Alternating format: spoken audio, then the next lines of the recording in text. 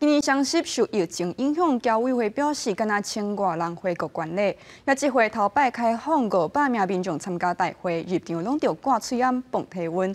防疫事工有关唔放零。也国宝艺术陈锡宏、廖强基和台语金曲歌小港会议，拢有去到现场表演。公司台语台带观众朋友同齐感受气氛。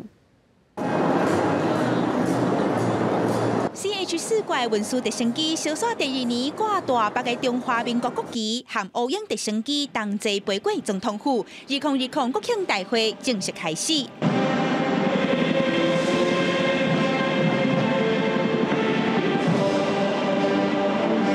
20位台湾防疫代表和台北医学大学的合唱团，带领众人同齐唱国歌。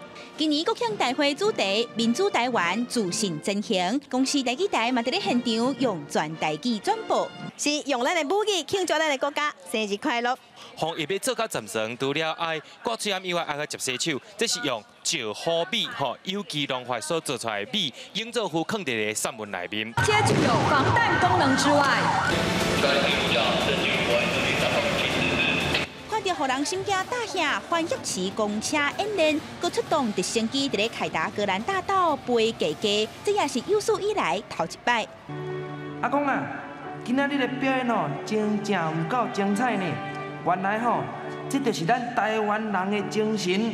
国宝级艺术陈锡宏人保地戏，佮灿烂现场的各种表演。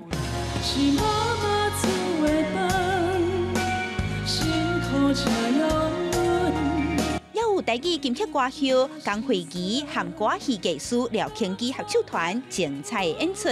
今年当着疫情，侨委会表示，返来台湾的侨胞只有1100多人，和去年比起来减5000多人。大会是个头一摆，互民众抽口啊，抽500个人，互因入来观礼。不过个都拢爱配合安检、放体温、挂嘴烟，也爱让位坐。今年比较好，座位的排序看起来比较好。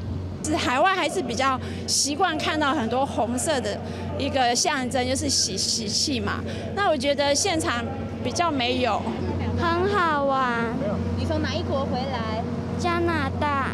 旅后小组喷七彩烟火飞过总统府，这也是国庆大会下尾的表演。今年的国庆烟火是伫咧今仔日暗时8点，伫咧台南安平渔光岛，也就是三坤新，会加放27000外机，要请更较侪人同齐庆祝中华民国双十节快乐。记者阿敏金、陈玉水台北报道。